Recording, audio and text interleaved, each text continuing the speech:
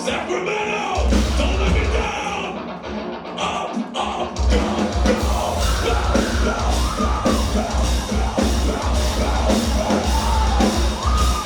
go, Central Let's go.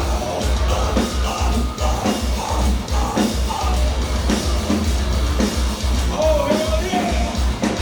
We're fucking loving it here, man. Let's get to work.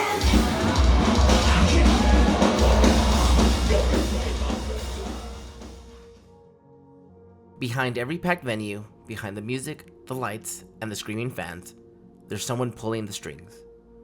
Meet the person who makes the chaos happen on purpose. Not because it's easy, but because it's necessary. My name is Amric Sandhu. I am a promoter and a talent buyer for a lot of different venues and shows, primarily for Ark Phonic and Pinup Productions. Do shows all over California, have a great time, make sure bringing great music to the communities. This is the story of how one local drummer turned promoter built a legacy from the ground up. Like so many musicians before him, his journey began on stage, but something stood out.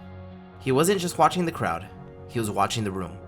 The flow, the breakdowns, not in the music, but in the operation. Started off as a drummer, so I was playing a lot after college, just having a good time, just playing drums, like different genres and stuff. And the more I played in shows, in clubs, I started to realize like how things could become better, but I didn't understand it. And then I got a chance to try it in like 2013. I joined another promotion company, learned the ins and outs, and then in 2015 is when I launched Ark Phonic in October. And since 2015 to now, we've been doing what we do. So this year is actually 10 years. Most people ease in.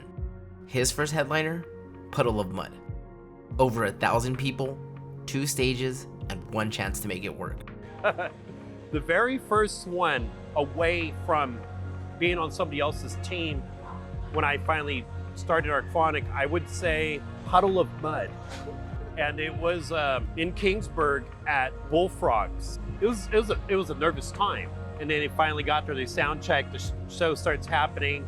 Did like 1,100 people, that was my first one. We did 2 stages, did back and forth thing, and just crushed out the show. The most nervous thing was definitely making sure that the singer was having a good time, he was happy, nobody was messing with them, because at the end of the day, if Puddle of Mud didn't perform, we'd be in a lot of trouble. That night didn't just mark a milestone, it proved something to him. He knew exactly where he was headed.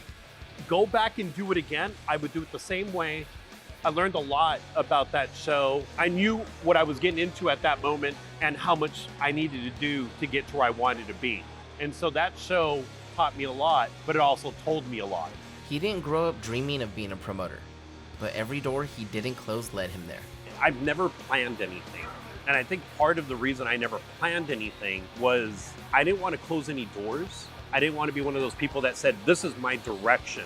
I just kind of let life take its toll. I knew I was going to play music my whole life.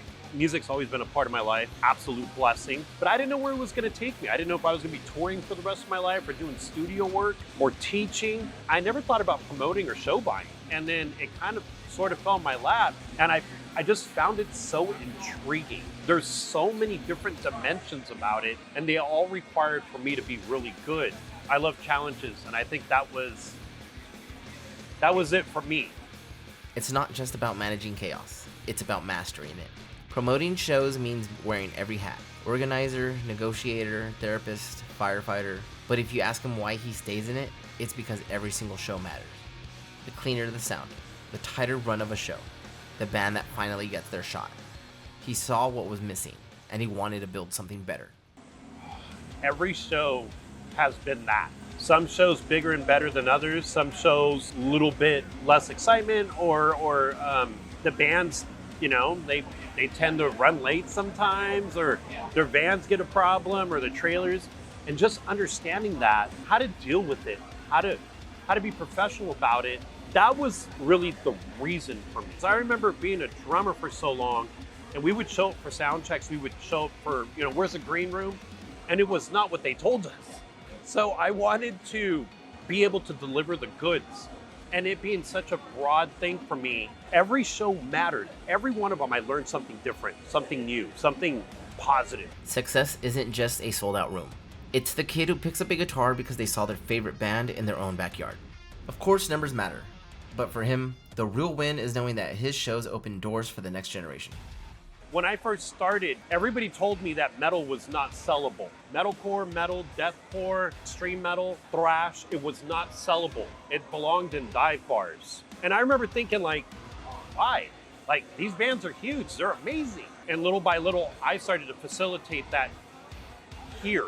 In doing that, I started to kind of realize it was about the experience for the venues, the local bands, the patrons attending, the buzz the next day of, man, that was amazing. All that, all together, to me is more important than ticket sales. So it's always about the patrons buzz, the community buzz.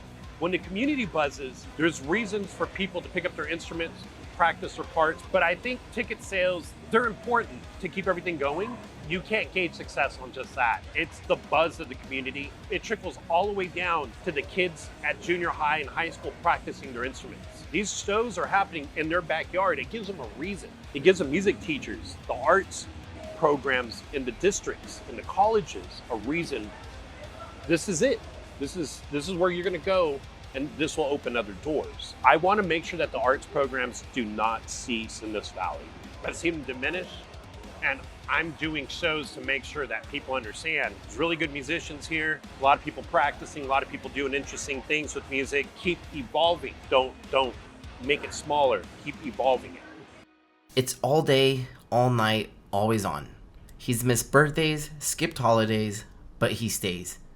Because when it works, when the crowd moves in sync, and when the venue buzzes long after the lights go out, that's the reward. That moment, it's like a peace of mind. So much work goes into doing a show. From the moment an agent contacts us, we get holds, we send offers accepted, we announce all the promotion, booking the locals, making the flyers, doing the ad, doing the advancing with the tours, getting them ready to come into our homes. There's so much work per show. We treat all of them the same. Big tour package, small tour package. We treat them all with professional individualism to make sure we don't change our ways. But at the end of the night, I'm like, scramble eggs tomorrow, or whatever, If you want to do this, forget glamour. Bring grit. You'll need patience, humility, and obsession.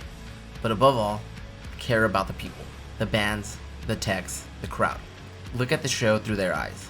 That's how he builds something worth remembering. Your work ethic is derived from who you are, but your product is derived from your work ethic. I started off as a drummer, as a musician.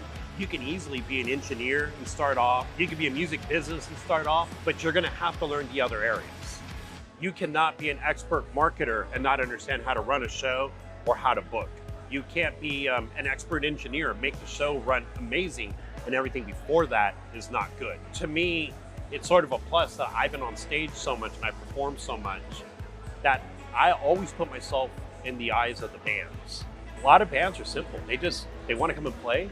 They just want to do their job, and they want to make sure the people that are facilitating that are ready for them and are ready to go for them.